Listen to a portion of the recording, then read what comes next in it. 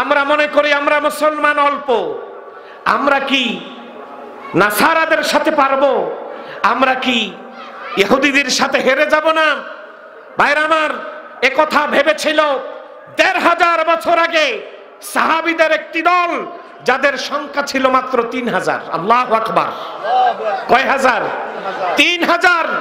মোতার প্রান্তে বিশ্বনবী তাদেরকে পাঠিয়েছিলেন, তোমরা মোতার প্রান্তে গিয়ে যুদ্ধ করো। ৩০০০ সৈন্য সেখানে গিয়ে দেখলেন তাদের বিরুদ্ধে ২ লক্ষ সৈন্য প্রস্তুত। তারা ভাবলেন এই যুদ্ধ কেমনে করব, আমরা তো অল্প, তারা তো অনেক বেশি। এবার মশওয়ারায় বসলেন। মশওয়ারা হলো, রায় হলো। মশওয়ারার মধ্যে প্রত্যেকেই নিজের অভিব্যক্তিকে উপস্থাপন করলেন, তুলে ধরলেন। আমরা কি যুদ্ধ করব নাকি ব্যাপারটা বিশ্বনবীকে জানিয়ে দেব? এই মর্মে যখন কথা হচ্ছিল, যুবক সাহাবী চলে আসলেন।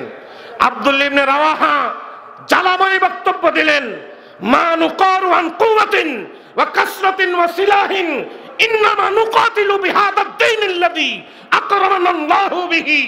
আমরা মুসলমান অস্ত্রের জোরে যুদ্ধ করি না, সংখ্যার আধিক্যতায় যুদ্ধ করি না। আমরা মুসলমান ক্ষমতা দিয়ে যুদ্ধ করি না।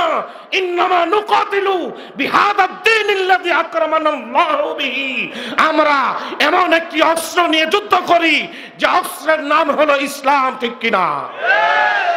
নারায়ে তাকবীর, নারায়ে তাকবীর। ইসলামের শত্রুরা হুঁশিয়ার, সাবধান। নারায়ে তাকবীর। কোরআনে হাকিম এই কিতাবটি কার? আল্লাহ সুবহানাহু ওয়া তাআলার, যিনি বিশাল সাম্রাজ্যকে সৃষ্টি করেছেন, যিনি বিস্তীর্ণ জমিনের মালিক, বিশাল আকাশের মালিক, রাজাধিরাজ, সম্রাটের সম্রাট, বিচার দিবসের একচ্ছত্র অধিপতি, সে আল্লাহ সুবহানাহু ওয়া তাআলার কথাগুলো আল্লাহ তাআলা প্রত্যেকটা কথা জানার, মানার এবং আমল করার তৌফিক দান করুক বলে আমিন। বন্ধুগণ, আমরা এখানে এসেছি সকলেই ছাত্র। আমরা সকলেই কি? আমরা কোরআনের ছাত্র। আমাদের ছাত্রত্ব স্বীকৃতি দিয়েছেন স্বয়ং আল্লাহ সুবহানাহু ওয়া তাআলা। আর আমাদের সকলের শিক্ষক, সকলের টিচার, আমাদেরকে যিনি টিচ দিয়েছেন, আমাদেরকে যিনি শিক্ষা দিয়েছেন, তিনি হলেন স্বয়ং আরশে আজিমের মালিক। আল্লাহু আকবার। আল্লাহ সুবহানাহু ওয়া তাআলা আলমে আরওয়াহ নামক এক আশ্চর্যমণ্ডিত পৃথিবীতে আমাদেরকে যখন রেখেছিলেন, আমরা ছিলাম আমাদের বাবা সাইয়্যিদুনা আদম আলাইহিস সালাতু ওয়াস সালামের পৃষ্ঠদেশে। হাদিস শরীফের মধ্যে বিশ্বনবী মুহাম্মদুর রাসূলুল্লাহ সাল্লাল্লাহু আলাইহি সাল্লাম বলেছেন, আমার বাবা, আমাদের বাবা আদম আলাইহিস সালামের পৃষ্ঠদেশ থেকে আল্লাহ সুবহানাহু ওয়া তাআলা নিজ হাতের মাধ্যমে আমাদেরকে বের করেছেন এবং আলমে আরওয়াহ এ রেখেছেন, সাথে সাথে শিক্ষা দিয়েছেন। আব্দুল্লাহ ইবনে আব্বাস রাদিয়াল্লাহু তাআলা আনহু বলেছেন, আল্লাহ তাআলা আমাদেরকে শিক্ষা দিলেন, আল্লাহ তাআলা পড়ালেন, আলাস্তু বিরাব্বিকুম, মানবতা আমি কি তোমাদের রব না? ক্বালু বালা, আমরা বলেছি আল্লাহ আপনি আমাদের রব। আল্লাহু আকবার। আল্লাহ তাআলা এর মাধ্যমে গোটা জাতির শিক্ষক হয়ে গিয়েছেন। শুধুমাত্র সাধারণ মানুষদের শিক্ষক তা নয়, গোটা পৃথিবীর সমগ্র উলামায়ে কেরামের শিক্ষক হচ্ছেন আল্লাহ। শুধু তাই না, এই পৃথিবীতে যত আল্লাহর ওয়ালি ছিলেন, আল্লাহওয়ালা ছিলেন, আলেম ছিলেন, হাফেজ ছিলেন, আছেন, আসবেন, এমনকি আম্বিয়া আলাইহিমুস সালাতু ওয়াস সালামের শিক্ষককে আল্লাহ সুবহানাহু ওয়া তাআলার সমস্ত ছাত্রই সমান মেধা অর্জন করতে পারে নাই। সমান মেধার নয়, তাদের মধ্যে কারো মেধা বেশি, কারো কম। যেমন এ সমস্ত ছাত্রের মধ্যে সবচাইতে মেধাবী ছাত্র ছিলেন সাইয়্যিদুনা মুহাম্মদুর রাসূলুল্লাহ সাল্লাল্লাহু আলাইহি ওয়াসাল্লাম। তিনি পড়িয়েছেন তার ছাত্রদেরকে। সাহাবীরা শতবর্ষের সর্বশ্রেষ্ঠ মানুষ হাজার বছরে যাদের তুলনা হয় না, আল্লাহ সুবহানাহু ওয়া তাআলা সূরা তাওবার 100 আয়াতের মধ্যে 100 নম্বর আয়াতের মধ্যে যাদের কথা বলেছেন, আল্লাহ বলেছেন আমি তাদের উপরে সন্তুষ্ট, তারাও আমার উপরে সন্তুষ্ট। আল্লাহু আকবার। সাহাবীদের পর থেকে আজ পর্যন্ত যারা আছি আসবে সকলেই ছাত্র কার? আল্লাহ তাআলার। আমরাও ছাত্র। আমাদের কওমি মাদ্রাসায় একটি প্রথা আছে, যিনি ভালো ছাত্র হন অন্যান্য ছাত্রকে তিনি তাকরার করান, পড়ান, পড়া শিখিয়ে দেন। হয়তো আল্লাহ তাআলা এজন্য আজকে আমাদের এখানে কবুল করেছেন, কেহ বসবে পড়াতে, কেহ পড়বেন। আল্লাহ তাআলা আমাদের সকলকে তালিবুল ইলমের মর্যাদা দিয়ে জান্নাতে অধিষ্ঠিত হওয়ার এবং প্রবেশ করার তৌফিক দান করুক বলি আমিন। ভাইরা আমার, বসার শ্রেণীবিন্যাস হিসেবে দেখা যায় আমি আপনাদের চাইতে একটু উপরে, আপনারা নিচু, এমন দেখা যায় কিনা?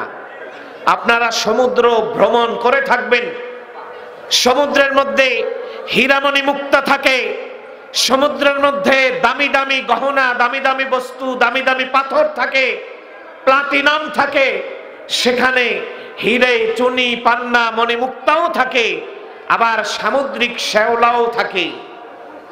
সামুদ্রিক শ্যাওলা পানির উপর দিয়ে ভাসতে থাকে, আর হীরা, চুনি, পান্নাগুলো নদীর একেবারে তলদেশে পড়ে থাকে, ঠিক কিনা? শ্যাওলা যদি আমাদের বাজারে এনে কেহ কেজি দরে বিক্রি করতে চায়, কোন ক্রেতা এটা কিনে নেবে, কিন্তু মণিমুক্তার দাম আছে না নাই? যদিও দেখায় আমি উপরে বসেছি, আমার মূল্য নিতান্তই শ্যাওলার সাথে তুলনা করার যোগ্য। আর আপনারা এক একজন আল্লাহর কোরআনের ছাত্র, আপনাদের মর্যাদা মণিমুক্তার চাইতেও বেশি। এক একজন তালিবুল ইলমের মর্যাদা আল্লাহ তাআলা এত দিয়েছেন, তাদের কদমের নিচে ফেরেশতারা তাদের পাখা বিছিয়ে দেয়। সুবহানাল্লাহ। আল্লাহ তাআলা আপনাদের সাথে আমাকেও কবুল করুক বলি আমিন। ভাইরা আমার, আমি আপনাদের সামনে কোরআনে হাকিম থেকে ছোট্ট আয়াত শরীফা এবং চারণের অংশ বিশেষ তেলাওয়াত করেছি। পঠিত আয়াত শরীফের উপরে কিছু কথা আমরা মুযাকারা করেই আজকের মাহফিলের মূল অধিবেশন, মাহফিলের মূল মধ্যমণি, যার অপেক্ষায় আপনারা বসে আছেন, তিনি অল্প সময়ের মধ্যেই চলে আসবেন, আলহামদুলিল্লাহ বলি। আল্লাহ রাব্বুল আলামিন বলছেন, হুয়াল্লাযী আরসালা রাসূলাহু বিল হুদা ওয়া দীনিল হক। আল্লাহ তাআলা তিনি, ওই আল্লাহ সুবহানাহু ওয়া তাআলা যিনি নবীকে পাঠিয়েছেন দুটি জিনিস দিয়ে। কয়টি জিনিস? বিল হুদা ওয়া দীনিল হক। একটি হচ্ছে হেদায়েত, একটি হচ্ছে কোরআন, একটি হচ্ছে ঈমান। ওয়া দীনিল হক, আর একটা হলো সত্য ধর্ম ইসলাম দিয়ে নবীকে পাঠিয়েছেন। সুবহানাল্লাহ। তাহলে আমাদের নবীর ধর্ম কি? আমাদের ধর্ম কি? ইসলাম। ইন্নাদ দীনা ইনদাল্লাহিল ইসলাম।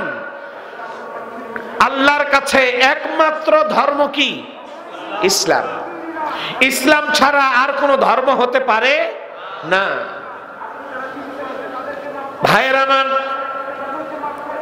আল্লাহ সুবহানাহু ওয়া তাআলা আমাদেরকে কোরআন দিলেন, হেদায়েত দিলেন, ইসলাম দিলেন, নবী দিলেন। আমাদের নবীর উপরে আল্লাহ আইন জারি করলেন, লিইয়ুযহিরাহু আলাদ-দীনি কুল্লিহি।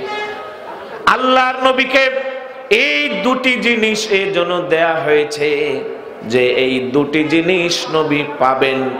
আর ইসলামকে লিইয়ুযহিরাহু আলাদ-দীনি কুল্লিহি, এই পৃথিবীতে যত ধর্ম আছে, যত বর্ণ আছে, যত শ্রেণী আছে, যত জাত আছে, পাত আছে, যা কিছু আছে, সবার উপরে প্রাধান্য বিস্তার করবে যে ধর্ম, তার নাম কি? আজকে সে ইসলাম সব জায়গায় প্রাধান্য বিরাজ করেছে। আশ্চর্য হলেও সত্য, সারা পৃথিবীতে সবচাইতে নিগৃহ একটি জাতির কথা যদি জিজ্ঞেস করেন, পৃথিবীর দিক থেকে দিগন্ত বর্তমান সময়ে কোন জাতি সবচাইতে বেশি নিগৃহীত? ভাবা চিন্তা ছাড়াই গোটা দুনিয়ার মানুষ একটি ধর্মের কথা বলবে, এই ধর্মের নাম কি? ইসলাম। এসেছিল বিজয়ের জন্য। আল্লাহু আকবার বলেন। আমাদের কোরআনে হাকিমের প্রথম সূরার নাম কি? আর একটু জোরে বলি, সূরা ফাতিহা। ফাতহুন শব্দের অর্থ কি? বিজয়। ফাতহুন শব্দের অর্থ বিজয়। আমরা কোরআনে হাকিম খুলেই যে সূরা পেলাম, এই সূরার নাম হলো বিজয়। আল্লাহু আকবার। এর অর্থ কি? কোরআন এসেছে বিজয়ের জন্য, পরাজয়ের জন্য না।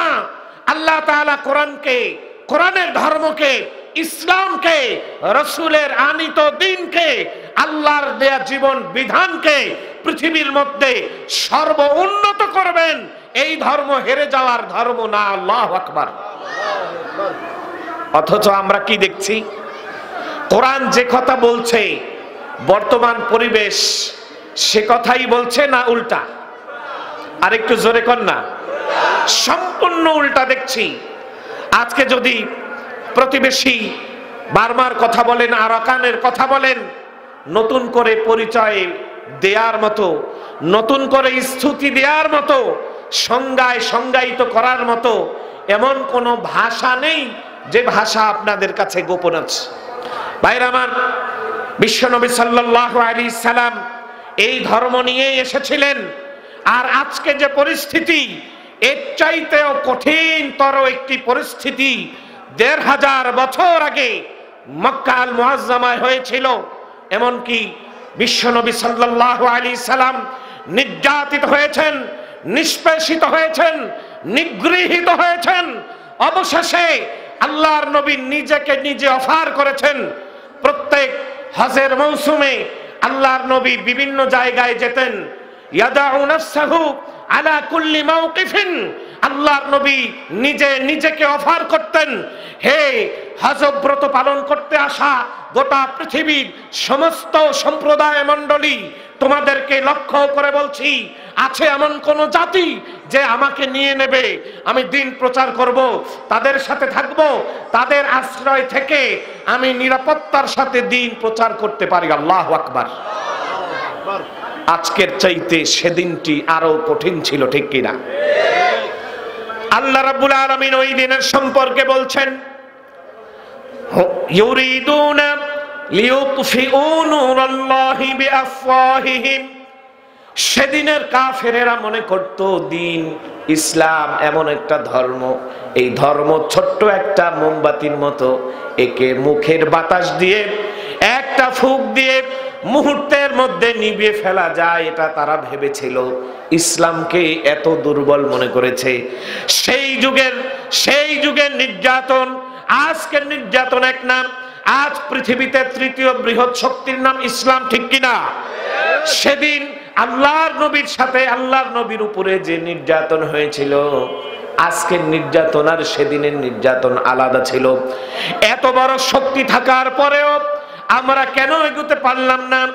এটা আল্লাহর নবী সাল্লাল্লাহু আলাইহি সাল্লাম যেহেতু দর্শনের নবী ছিলেন, ফিলোসফির নবী ছিলেন, ১৫০০ বছর আগে ফাইন্ড আউট করে রেখে দিয়েছেন কোন কাজ ছেড়ে দিলে তোমরা পৃথিবীর বুকে নির্যাতিত হবে। এই কথা আল্লাহর নবী বলে দিয়েছেন। আল্লাহু আকবার। ভাইরা আমার, অবশেষে বিশ্বনবী আর মদিনায় থাকতে পারলেন না, মক্কায় থাকতে পারলেন না। মদিনার আনসাররা আল্লাহর নবীকে নিয়ে আসলো। আল্লাহর নবী সকলের কাছে নিজেকে উপস্থাপন করেছিলেন। সৌভাগ্যবশত মদিনা থেকে আগত আনসারীরা আল্লাহর নবীর অফারকে গ্রহণ করলেন।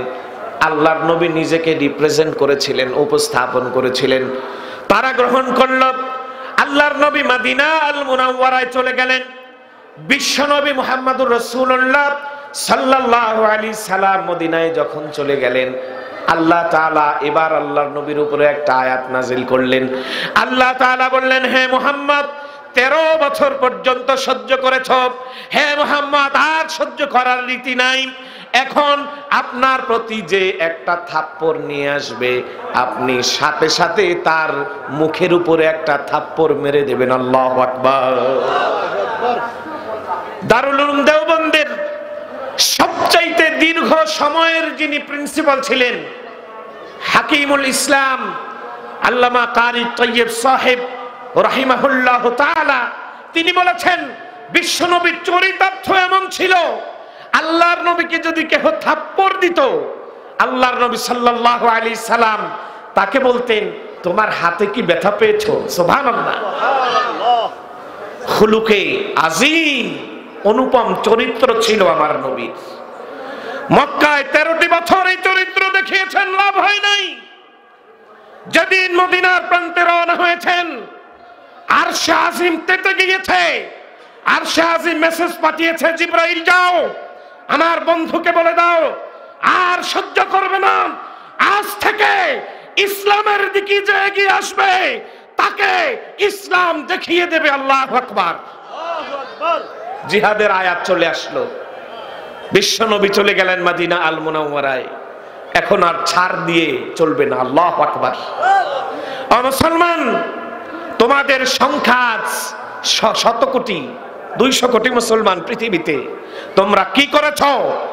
সংখ্যার আধিক্যতা এখনো তোমাদের বেশি, এরপরে কেন বিজয়ী হচ্ছ না?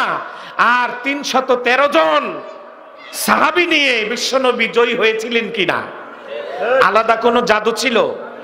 আলাদা কোনো জাদু ছিল আল্লাহর নবীর হাতে? আল্লাহর নবীর যেটা ছিল সেটা আমরা অর্জন করতে ব্যর্থ হয়েছে, ঠিক কিনা? আমরা মনে করি আমরা মুসলমান অল্প, আমরা কি নাসারাদের সাথে পারবো? আমরা কি ইহুদিদের সাথে হেরে যাব না? ভাইরা আমার, একথা ভেবেছিল 1500 বছর আগে সাহাবীদের একটি দল, যাদের সংখ্যা ছিল মাত্র 3000। আল্লাহু আকবার। কয় হাজার? 3000। মোতার প্রান্তে বিশ্বনবী তাদেরকে পাঠিয়েছিলেন, তোমরা মোতার প্রান্তে গিয়ে যুদ্ধ করো। 3000 সৈন্য সেখানে গিয়ে দেখলেন তাদের বিরুদ্ধে 2 লক্ষ সৈন্য প্রস্তুত। তারা ভাবলেন এই যুদ্ধ কেমনে করব, আমরা তো অল্প, তারা তো অনেক বেশি। এবার মশওয়ারায় বসলেন। মশওয়ারা হলো, রায় হলো। মশওয়ারার মধ্যে প্রত্যেকেই নিজের অভিব্যক্তিকে উপস্থাপন করলেন, তুলে ধরলেন। আমরা কি যুদ্ধ করব নাকি ব্যাপারটা বিশ্বনবীকে জানিয়ে দেব? এই মর্মে যখন কথা হচ্ছিল, যুবক সাহাবী চলে আসলেন। আব্দুল্লাহ ইবনে রাওয়াহা জ্বালাময় বক্তব্য দিলেন, মা নুকারু আন কুওয়াতিন ওয়া কাসরাতিন ওয়া সিলাহিন, ইন্নামা নুকাতিলু বিহাদাদ দীনিল্লাযী আকরামানাল্লাহু বিহি। আমরা মুসলমান অস্ত্রের জোরে যুদ্ধ করি না, সংখ্যার আধিক্যতায় যুদ্ধ করি না। আমরা মুসলমান ক্ষমতা দিয়ে যুদ্ধ করি না। ইন্নামা নুকাতিলু বিহাদাদ দীনিল্লাযী আকরামানাল্লাহু বিহি। আমরা এমন একটি অস্ত্র নিয়ে যুদ্ধ করি যে অস্ত্রের নাম হলো ইসলাম, ঠিক কিনা? নারায়ে তাকবীর! নারায়ে তাকবীর! ইসলামের শত্রুরা হুঁশিয়ার, সাবধান! নারায়ে তাকবীর! আমি আজন্ম সৈনিক, মোর কোনো বাধা ভয় নাই। মহান তেজের তরবারিতে সব বন্ধন কেটে যাই। তুফান আমার জন্মের সাথী, আমি বিপ্লবী হাওয়া। জিহাদ জিহাদ, বিপ্লব বিদ্রোহ, মোর গান গাওয়া। এক বক্তব্য 3000 সাহাবীর রক্তের মধ্যে আগুন জ্বালিয়ে দিল। আল্লাহু আকবার। উন্মুক্ত তরবারি নিয়ে ঈমান দীপ্ত সাহাবীরা একের পর এক ঝাঁপিয়ে পড়া আরম্ভ করলেন। সর্বপ্রথম যায়েদ ইবনে হারেসা রাদিয়াল্লাহু তাআলা আনহু সেনাপতির ভার গ্রহণ করলেন, তিনি শহীদ হয়ে গেলেন। জাফর তাইয়ার রাদিয়াল্লাহু তাআলা আনহু তার পতাকা ধরে বসলেন, সেনাপতির দায়িত্ব নিলেন। জাফরের ডান হাত কেটে ফেলা হলো। জাফর ডান হাত থেকে বাম হাতে পতাকা নিয়ে নিলেন, বাম হাত কর্তন করে দেওয়া হলো। বাহু দিয়ে পতাকা ধরে বসলেন, তাও কেটে দেওয়া হলো। আব্দুল্লাহ ইবনে রাওয়াহা, যিনি ঈমান দীপ্ত যুগান্তকারী বক্তব্য দিয়েছিলেন, তিনি এসে ইসলামের ঝান্ডাকে উঁচিয়ে ধরলেন, তিনি শহীদ হয়ে গেলেন। খালিদ বিন ওয়ালিদ আসলেন, 2 লক্ষ কাফের মুশরিক 3000 মুসলমানের সামনে পালিয়ে যেতে বাধ্য হলো। আল্লাহু আকবার। তাদের কোনো অস্ত্র ছিল? কোনো অস্ত্র ছিল না। তাদের মনোবল ছিল, সেই মনোবলটা ছিল ঈমান দ্বারা পরিপূর্ণ, ঠিক কিনা? এই এক জায়গায় এসে আমরা ফল্ট করেছি। আমরা মুসলমান আছি, কিন্তু আমাদের মুসলমানিত্বকে আমরা বিক্রি করে দিয়েছি, ঠিক কিনা? অনেকে মনে করবেন জিহাদের কথা কেন? ভাই, আজকের তথাকথিত জঙ্গিবাদ আর জিহাদ দুটি এক না। খবরদার, এক ভাববেন না। পৃথিবীর একটি ফুটন্ত ফুলকে নষ্ট করার জন্য যে চক্রান্ত করা হয়, যেটা আজকের বিশ্ব সন্ত্রাসী আইএস করছে, এটা হলো জঙ্গিবাদ। এটা কি? যারা আমার দেশ সহ গোটা পৃথিবীতে জঙ্গিবাদ ঘটাবে, যারা জঙ্গিবাদী আতঙ্কবাদী হিসেবে পৃথিবীতে নিজেকে তুলে ধরবে, আল্লাহ তাআলা সমস্ত কোরআন হাদিস এর বাইরে যারা জঙ্গিবাদের দাবি করবে, আল্লাহ তাদের সকলকে ধ্বংস করুক বলি আমিন। ইসলাম অযথা মানুষ হত্যা করার অনুমতি দেয়? একটি ফুলকে নষ্ট করার জন্য যে জিহাদ করা হয়, এটার নাম কি? জঙ্গিবাদ। এটার নাম কি? আর একটি ফুলকে বাঁচাবো বলে যে জিহাদ হয়, এটা জঙ্গিবাদ হতে পারে না, এটা জিহাদ, ঠিক কিনা? এই একটা স্লোগান, এই একটি স্লোগান আমরা ৭১ সনে দিয়েছিলাম, মোরা একটি ফুলকে বাঁচাবো বলে যুদ্ধ করি, মোরা একটি মুখের হাসির জন্য অস্ত্র ধরি, নতুন একটি কবিতা লিখবো বলে অস্ত্র ধরি, ঠিক কিনা? যদি একটি ফুলকে বাঁচাবো বলে কেহ অস্ত্র ধরে, এর নাম জিহাদ না, এর নাম জঙ্গিবাদ না, এটা জিহাদ। আর জিহাদ অবশ্যই হতে হবে কোরআন এবং হাদিসের নিয়ম অনুযায়ী, ঠিক কিনা? বন্ধুগণ, যে কথা বলছিলাম, সংখ্যার আধিক্যতা নিয়ে মুসলমান কোনোদিন জয়ী হয় নাই। আজকে আমাদের সংখ্যার আধিক্যতা আছে, সংখ্যা আছে। আমরা মনে করি এত সংখ্যা, এত সংখ্যক মুসলমান লাগে না। মদিনায় যাবার পরে বিশ্বনবী সাল্লাল্লাহু আলাইহি সাল্লাম মদিনায় যেতে যেতেই অনুমতি পেয়ে গিয়েছেন। তার কারণ স্বদেশ যারা ছেড়েছেন, তাদের চাইতে স্বদেশের মায়া আর কেহ বুঝতে পারবে না, ঠিক কিনা?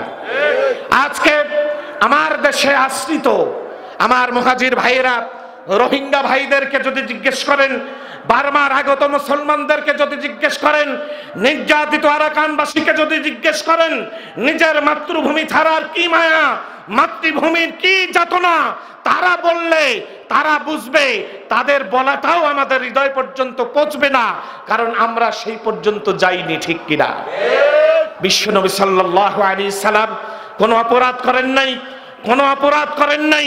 বিনা অপরাধে কাফেরদেরকে শুধুমাত্র ঈমানের দাওয়াত দেওয়ার অপরাধে আল্লাহর নবী রাতের অন্ধকারে দেশ ছাড়তে হয়েছিল, ঠিক কিনা? ভাইরা আমার, ভাইরা আমার, সুতরাং যারা দেশ ছেড়েছে তারা বোঝে দেশের কি মায়া, দেশপ্রেম। এটা হাদিস না, কিন্তু এটা একটি সুন্দর মাফহুম। দেশপ্রেম এটা প্রত্যেকটা মুমিনের থাকা উচিত, ঠিক কিনা? আমার নবী সাল্লাল্লাহু আলাইহি সাল্লামের দেশপ্রেম ছিল। ভাইরা আমার, আল্লাহর নবী যখন বিজয়ী ভেসে মক্কা আল মুআজ্জামায় প্রবেশ করবেন, 1971 সাল 16 ডিসেম্বর বিজয় দিবসে যেমন আমার দেশের দামাল ছেলেরা ঢাকার প্রান্তে অস্ত্র তুলে তারা স্লোগান দিতে দিতে প্রবেশ করেছিলেন, এমন পরিস্থিতি হয়েছিল মক্কায়। মক্কা বিজয়ের সময় আমার নবীর সাহাবীরা আল্লাহু আকবার স্লোগান দিতে দিতে তারা মক্কায় প্রবেশ করেছিলেন। মক্কার জাতিরা এসে বিশ্ব নবীর কাছে হাত জোড় করলেন, হে মুহাম্মদ, আপনি হয়তো আমাদের ভাতিজা হবেন অথবা আমার ভাই হবেন। হে মুহাম্মদ, আমরা তো আপনার আত্মীয়, আপনি আমাদেরকে কি করবেন, আপনার রায় শুনতে চাই। আল্লাহর নবী বললেন, তোমরা আমার দেশি মানুষ, আমার স্বদেশী ভাই। আমার পূর্বে একজন পয়গম্বর এসেছিলেন, মিশরীয় পয়গম্বর, যার নাম ছিল ইউসুফ। ইউসুফ যেদিন ভাইদের সম্মুখীন হয়েছিল, ভাইয়েরা তাদের দোষ স্বীকার করেছিল, ওই দিন পয়গাম্বর ইউসুফ তাদের সামনে যেই কথা বলেছিল, যে ভূমিকা রেখেছিল, আজকে আমিও তোমাদের সামনে সেই ভূমিকা রাখলাম। সুবহানাল্লাহ। ইউসুফ কি তার ভাইদেরকে ফাঁসি দিয়েছিল? ইউসুফ কি করেছে? মাফ করে দিয়েছেন। বিশ্বনবীও তার দেশবাসীকে মাফ করে দিলেন। সুবহানাল্লাহ। ভাইরা আমার, মদিনা আল মুনাওয়ারায় চলে গেলেন বিশ্বনবী। সেখানেও তাকে নিরাপত্তার সাথে থাকতে দেয় নাই, দেয়া হয় নাই। কিন্তু মক্কার 13 বছর বিশ্বনবী দাওয়াত দিয়ে শুধু মার খেয়েছেন। এখন যে মার দেওয়ারও আয়াত এসেছে, এটা কাফেরেরা জানতো না, ঠিক কিনা? এজন্য তারা উস্কানিমূলক বক্তব্য, অপপ্রচার, তথ্য সন্ত্রাস, যত রকমের যা কিছু আছে সবকিছু ইসলামের বিরুদ্ধে করেছে। সেদিন তারা প্রথম ভেবেছিল আল্লাহর নবীকে লোভ দিলে ইসলামকে শেষ করা যাবে, লোভ দিয়ে কাজ হয় নাই। এবার তারা অপপ্রচার করেছে, অপপ্রচার করার পরেও কাজ হয় নাই। এবার তারা উৎখাত করতে চেয়েছে, তাও যখন কাজ হয় নাই, সর্বশেষ চেয়েছিল বিশ্বনবীকে হত্যা করে দেবে। আজকে 1500 বছর হয়ে গিয়েছে। আজকের বিজ্ঞান প্রযুক্তি পাল্টায়েছে, হয়েছে, মানুষের মনের ভাবধারার বিকাশ হয়েছে, যুগ পাল্টায়েছে, সমাজ পাল্টায়েছে। আল্লাহর কসম, 1500 বছর আগে মক্কার মুআজ্জামায় বাইতুল্লাহর পাশে দারুন নাদওয়ায় বসে তারা যেই চক্রান্তগুলো করেছিল, সব চক্রান্ত আজকে তেমনই রয়ে গিয়েছে। অর্থাৎ সবকিছুর পরিবর্তন হলেও কাফের মুশরিকেরা ইসলামের বিরুদ্ধে যে চক্রান্ত করেছিল, ওই চক্রান্তগুলো আজও কোনোভাবে চলছে, ঠিক কিনা? আজকে আমার উপমহাদেশের সর্বশ্রেষ্ঠ বিদ্যাপীঠ দেওবন্দ মাদ্রাসাকে নিয়ে কথা হয়। তোমার মতো পাগল ছাগল যারা দেওবন্দ মাদ্রাসার ফারেগিনদের সম্পর্কে কথা বলো, যারা স্টেজে বসে তেতুল হুজুর করো, তেতুল হুজুরের পেশাবের যে ওজন আছে, ওই ওজন বহন করার শক্তি তোমার নাই, ঠিক কিনা? ভাইরা আমার, আমরা ইউটিউবের কল্যাণে কিছু পাগল ছাগল দেখতে পাই। পাবনা থেকে পালিয়ে এসেছে এক পাগল, পাবনার এক পাগল ছাগল, সে কয় তেতুল হুজুর এই করছে সেই করছে, আবার নিজেকে বুখারী হিসেবে দাবি করে, অমোঘ ইসলাম বুখারী। এই সব বুখারীদেরকে বলি, তোমরা বুখারীর দাবিদার। আরে তুমি কি বুখারী? আল্লাহর কসম, এখানে যদি কোরআন শরীফ থাকতো, আমি কোরআন ধরে কসম করতাম, আমি কোরআন ধরে আল্লাহর কসম করতাম।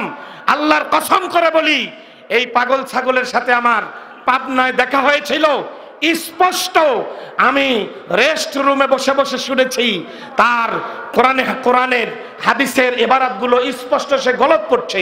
কোন জায়গায় রফা হবে, কোন জায়গায় নসব হবে, কোন জায়গায় কি হবে, কোন জায়গায় কি করবে, তার কোন জিনিস জানা নাই, মহল্লে এরাব পর্যন্ত জানা নাই। নিজেকে দাবি করেছে অমোঘ ইসলাম বুখারী, 23,000, 22,000, 24,000, 10,000। আমি বলবো এ সমস্ত ব্যক্তি এরাই আজকে ইসলামের বিরুদ্ধে প্রোপাগান্ডায় লিপ্ত হয়েছে। আবু জাহেলের তথ্য সন্ত্রাসকে তারা বহন করে চলেছে, ঠিক কিনা? ভাইরা আমার, আমি বলবো দেওবন্দ মাদ্রাসার সাথে যাদের শত্রুতা, তাদের শত্রুতা মূলত দেওবন্দের সাথে না, দেওবন্দি আলেম ওলামাদের সাথে না, তাদের শত্রুতা আহমদ শফির সাথে না, তাদের শত্রুতা জুনায়েদ বাবুনগরীর সাথে না। আজকে তারা আহলে হকের সাথে শত্রুতা পোষণ করো, তোমাদের শত্রুতা সরাসরি ইসলামের সাথে, ঠিক কিনা? তুমি যতই টুপি মাথায় দাও, যতই সারা জীবন তুমি দাঁড়ে দাঁড়ে বাড়িতে বাড়িতে মসজিদে মসজিদে ঘোরো, আল্লাহর কসম, তুমি যদি আহমদ শফি সাহেবকে গালি দাও মসজিদে বসে বসে, তুমি যদি আহমদ শফির মতো শেখুল হাদিসের হাজার লক্ষ ওলামায়ে কেরামের ওস্তাদকে গালি দাও, বুঝতে হবে তোমার ঈমানের মধ্যে সমস্যা আছে, ঠিক কিনা? আমি নিজ কানে শুনি এ সমস্ত ব্যক্তিদের কথা। বিভিন্ন জায়গায় তো এশার নামাজ পড়া হয়, বিভিন্ন জায়গায় মাগরিবের নামাজ পড়া হয়। মাগরিবের পরে এক শ্রেণীর লোক 5 মিনিট বিভিন্ন কিতাবাদি তালিম করে, এরপরে গীবত শুরু হয়। এটা নতুন আবিষ্কার হয়েছে আমাদের দেশে। এরপরে গীবত শুরু হয়, তাদের গীবত কোন ইহুদির বিরুদ্ধে না, তাদের গীবত কোন নাসারার বিরুদ্ধে না, তাদের গীবত হচ্ছে আহমদ শফি সাহেবের বিরুদ্ধে, তাদের গীবত হচ্ছে দেওবন্দ মাদ্রাসা, তাদের গীবত হচ্ছে দেওবন্দি সিলসিলার মাদ্রাসাগুলোর বিরুদ্ধে। আমি স্পষ্ট ভাবে বলেছি, তোমরা যারা আজকে ওলামায়ে কেরামের সাথে সংঘর্ষে জড়িয়েছো, যদি এই মুহূর্তে তওবা ছাড়া মারা যাও, তোমাদের জানাজার ইমাম খুঁজে পাওয়া যাবে না, ঠিক কিনা?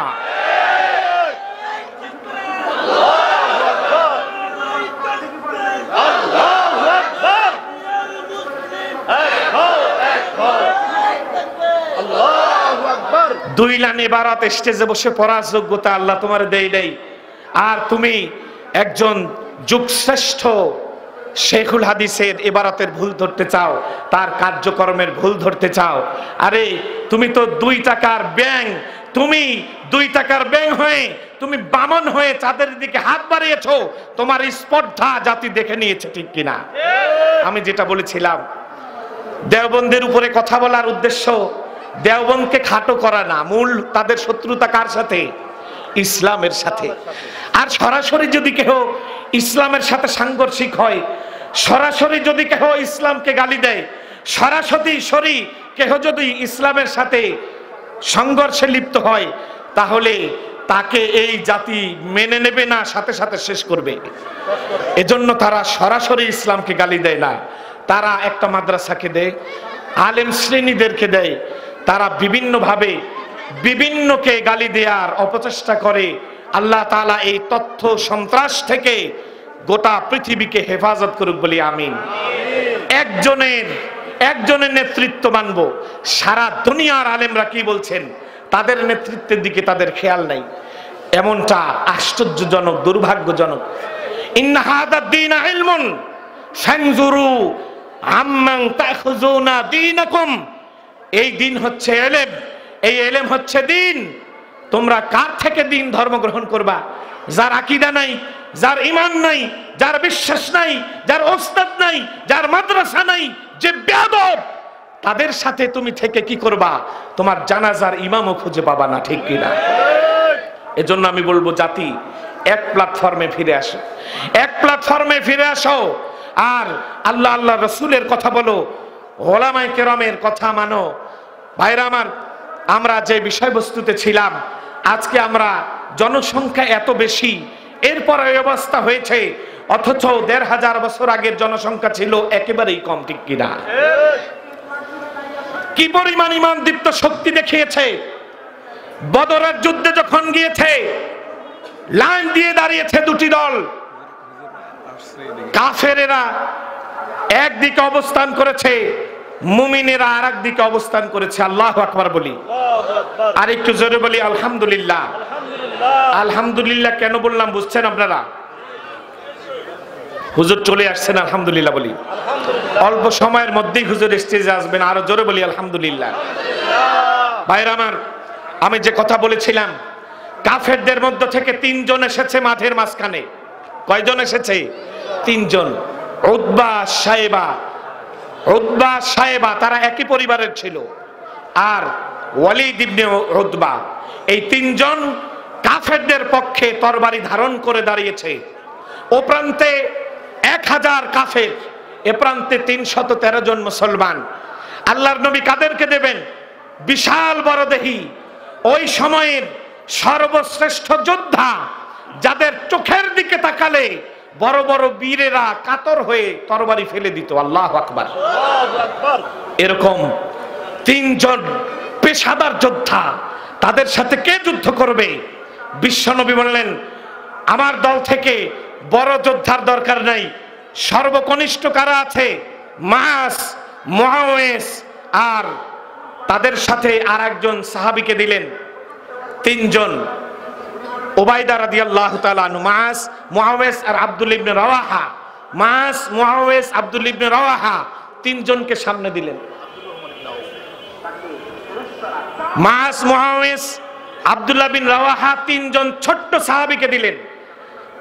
অপর পার্শ্বে উতবা সাহেব আর ওয়ালিদ ইবনে উকবা, একই পরিবারের তিনজন বিশাল যোদ্ধা, তারা কয় এই ম্যাচ জমবে না। বাংলাদেশের ফুটবল প্লেয়াররা যদি আর্জেন্টিনা ব্রাজিলের সাথে খেলতে যায়, তাদের পা ঠিক থাকবে নাকি সেখান থেকে নেহারি রান্না হইয়া বাংলাদেশে আসবে? কথা কোন না কেন? তা এই অবস্থা হয়েছে। তারা কয় এদের সাথে কি যুদ্ধ করব, এদেরকে পাল্টাও, এই সেটের সাথে লড়াই করলে আমাদের প্রেস্টিজ বাঁচবে না। কি অহংকার! নাউজুবিল্লাহ করেন। একবার লেগেই দেখো। আল্লাহু আকবার। বিশ্বনবী তাদের কথা মেনে নিলেন, বললেন ঠিক আছে তোমরা তিনজন চলে আসো। নতুন সেট দিলেন। ওই সময়ের যুদ্ধের নীতি ছিল এটা যে এক একজন সিঙ্গেল সিঙ্গেল যুদ্ধ হবে, দুইজন দুইজন, তিনজন তিনজন যুদ্ধ হবে। সেট পরিবর্তন করে নতুন সেট সাজালেন, সেই সেটে পাঠালেন আলী কাররামাল্লাহু ওয়াজহাহু, আল্লাহর নবীর জামাতা, আল্লাহর নবীর সাহাবী, আল্লাহর নবীর ছাত্র, কিশোরদের মধ্যে প্রথম মুসলমান, 8 বছরে ইসলাম গ্রহণ করেছেন, 21 বছরে বিশ্বনবীর মেয়েকে স্ত্রী হিসেবে গ্রহণ করেছেন। সুবহানাল্লাহ। আলী কাররামাল্লাহু ওয়াজহাহু নতুন সেটের সদস্য হলেন। সেই সাথে সাথে আল্লাহর নবী ডাক দিলেন তার বাল্য বন্ধু এবং চাচা সাইয়্যিদুনা হামজা রাদিয়াল্লাহু তাআলা আনহুকে এবং উবাইদা রাদিয়াল্লাহু তাআলা আনহুকে। তিনজনকে নিয়ে আল্লাহর নবী নতুন সেট বানালেন, তাদেরকে ময়দানে দিয়ে দিলেন আর বললেন এই সেটের সাথে যুদ্ধ করো। এরাও তাদের থেকে ছোট। এখনো কাফেররা মনে করছে যে বোধহয় এই আফগানিস্তান আর অস্ট্রেলিয়া ম্যাচ হতে যাচ্ছে, আপনার ব্রাজিল আর জার্মানির সাথে বোধহয় বাংলাদেশ আর ইন্ডিয়া খেলবে, এরকম ম্যাচ হতে যাচ্ছে। অর্থাৎ একপাশিয়া ম্যাচ, বোঝেননি? মানে প্রতিপক্ষের কোনো জোরও নাই, শক্তিও নাই। তারা মনে করেছে তো এদের সাথে কি লড়বো, যাক এক সেট পাল্টিয়েছি আর এক সেট আসছে, আবার যদি বলি ভুল হবে, আবার যদি কথা বলি মেনে নেয় কিনা, এই সেটের সাথেই যুদ্ধে যাই। নতুন সেট আসলো, তিনজনের সামনে দাঁড়ালো। আলী রাদিয়াল্লাহু তাআলা আনহু আর হামজা রাদিয়াল্লাহু তাআলা আনহু দাঁড়ালেন। তাদের সামনে উতবা আর তার ছেলে, উতবার ছেলে দুইজনে, সাইবা আর উতবার ছেলে দুইজন দাঁড়ালো। দুইজন দাঁড়িয়ে যখন তারা তরবারি বের করেছে, যুদ্ধ শুরু হয়ে গেছে। কাফেররা মনে করেছে প্রথমত আমরা 1000, মুসলমান মাত্র 313 জন। দ্বিতীয়ত আমরা পরীক্ষিত যোদ্ধা, আর মুসলমান থাকে অনাহারে অর্ধাহারে, খাবার নাই, পানীয় নাই, ক্ষমতা নাই, আশ্রয় নাই, প্রশ্রয় নাই, দেশ নাই, মানচিত্র নাই, ওরা আমাদের সাথে কি যুদ্ধে আসবে? মুসলমানরা দাঁড়িয়েছে। আলী রাদিয়াল্লাহু তাআলা আনহু সিংহ পুরুষ, আসাদুল্লাহ ওয়া আসাদুর রাসূল। হামজা সিংহ পুরুষ, আসাদুল্লাহ ওয়া আসাদুর রাসূল। আল্লাহর নবীর আদেশে কাফেরদের সামনে দাঁড়িয়েছে। আল্লাহু আকবার হুঙ্কার দিয়ে তাদের উন্মুক্ত তরবারি বের করেছে। একবারের জায়গায় দুইবার তরবারি চালাতে হয় নাই। আল্লাহর কসম, তাদের তরবারির সামনে কাফেরদের বীর সেনারা সাথে সাথে দ্বিখণ্ডিত হয়ে গেছে। আল্লাহু আকবার। নারায়ে তাকবীর। উলামায়ে হক্কানি, ইসলামের শত্রুরা নারায়ে তাকবীর। ভাইরা আমার, মাস মুআওয়াজের মনটা ভেঙে গেছে। হায় হায়, আমাদেরকে প্রথম সেটে দিয়েছিল, আমরা এটা কি করলাম? আমরা তো যেতে পারলাম না। দ্বিতীয় সেট মুহূর্তের মধ্যে ওদেরকে শেষ করে দিল। তাহলে আমরা অন্যের সাথে লড়ি। আচ্ছা, আমরা তো শুনেছি মক্কায় একটা বড় শয়তান আছে, নাম কি? আরো জোরে কন্যা। আবু জেহেল। এই লোকটাকে, তার পরিচয় নেওয়া দরকার। জিজ্ঞেস করেছে আব্দুর রহমান ইবনে আউফ রাদিয়াল্লাহু তাআলা আনহুকে, চাচা এখানে আবু জেহেলকে? কয় ওই যে আবু জেহেল। আবু জেহেল ওইখানে বসে রয়েছে। দেখবেন বাংলাদেশে যখন পাকিস্তান ইন্ডিয়া খেলতে আসে, এসে বাংলা ওয়াশ হয়। পাকিস্তান আর ইন্ডিয়ার যে টিম ম্যানেজমেন্ট থাকে, ক্যাপ্টেন থাকে, তার মুখ স্বাভাবিক থাকে না, চাপা ভেঙে একটার ভিতর দিয়ে আর একটা বের হয়ে যায়। বাংলা ওয়াশের তেজ আছে না নাই? এবার যখন আবু জেহেল দেখে আমরা মদিনার ওয়াশ হইতেছি, আল্লাহু আকবার বলেন, মদিনার ওয়াশ হচ্ছে, একই অবস্থা। মনে করেছিলাম আমরা শক্তিশালী টিম, মাত্র এই দুর্বল অসহায় মুসলমানদের কাছে হেরে যাব, এটা হতে পারে না। এই নিয়ে সে চিন্তা করছে। আব্দুর রহমান ইবনে আউফ বলছেন, আমার থেকে ঠিকানা নিয়ে, ডাটা নিয়ে, তথ্য নিয়ে, পরিচয় নিয়ে দুই ভাই আর দাঁড়িয়ে থাকে নাই। আমরা দেখেছি উড়ন্ত ঈগল, শিকারী ঈগল যেমনি ভাবে তাদের শিকারের উপরে ঝাঁপিয়ে পড়ে, ওইভাবে মাস মহেশ দুইজন তাদের শত্রু, ইসলামের শত্রু, নবীর শত্রু, দ্বীনের শত্রু, আল্লাহ রাসূলের শত্রু আবু জাহেলের বিরুদ্ধে ঝাঁপিয়ে পড়েছে। আল্লাহু আকবার, আল্লাহু আকবার, নারায়ে তাকবীর, আল্লাহু আকবার, লিল্লাহে তাকবীর, আল্লাহু আকবার। হুজুর এসে গেছেন, আলহামদুলিল্লাহ বলি। আলহামদুলিল্লাহ। দুই ভাই মিলে হত্যা করছে আবু জেহেলকে। সংক্ষিপ্ত, আমার দিকে তাকান। এক ভাই ঘোড়ায় আঘাত করেছে, আর এক ভাই আবু জেহেলের উপরে আঘাত করেছে। বিশ্বনবীর কাছে এসে বলে, ইয়া রাসূলুল্লাহ, আমি আনা কতালতু আবা জাহেলিন, মুসলিম শরীফের হাদিস, আমি আবু জাহেলকে হত্যা করেছি। আর একজন কয়লা বাল আনা কতালতু আবা জাহেলিন, আমি আবু জাহেলকে হত্যা করেছি। আল্লাহর নবী কয়, কি বিপদ, তোমাদের তরবারি দাও। দুইজনের তরবারি নিয়ে নিলেন। মাসাহাতুমা সাইফাইকুমা, তোমরা কি তোমাদের তরবারি মুছে ফেলেছো?